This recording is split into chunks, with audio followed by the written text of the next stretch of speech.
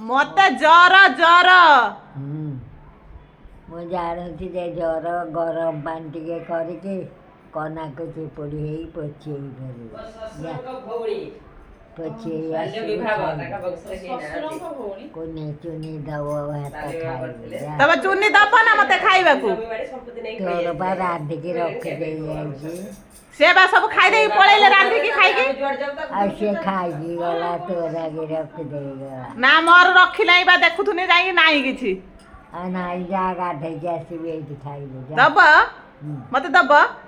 ହଉ ହଉ ତମ ବୋଉ କଣ ମନା କଲାଣି ଦବନି କହୁଛି ଚୁନି ଲୋ ହାଇ ଚୁନି ହାଲୋ କୁହନି ତାକୁ କଣ ହେଲା ସେ ଯାଉ ଗାଧେଇକି ଆସୁ ଆମର ରନ୍ଧା ହେଇ ନାହିଁ ରାନ୍ଧିନୁ ନା ବା ଆଜି ଉପାସ ବା ହଁ ତୋର ଉପାସ ଆଜି ସେ ତାଙ୍କ ଘରେ ଖାଉନାହିଁ ତା ଘରେ ସେ ରାନ୍ଧିକି ରଖିଦେଇ ଯାଇଛି ଲୋ ହଁ ସିଏ ଖାଇ ଦେଇକି ଗଲା ୟା ନାଗି ରଖିଦେଇ ଯାଇଛି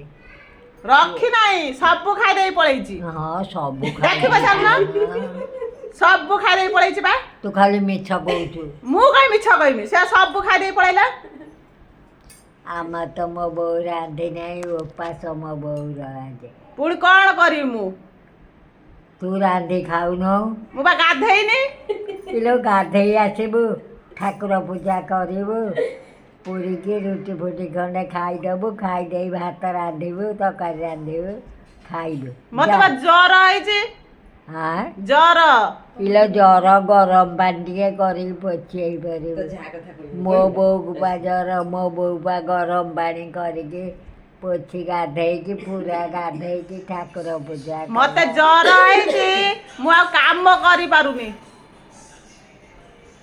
ଆଉ ତୁ କ'ଣ କରିବୁ ଜର ଜର ଆଉ ଯା ଖାଇକି ଶୋଇବୁ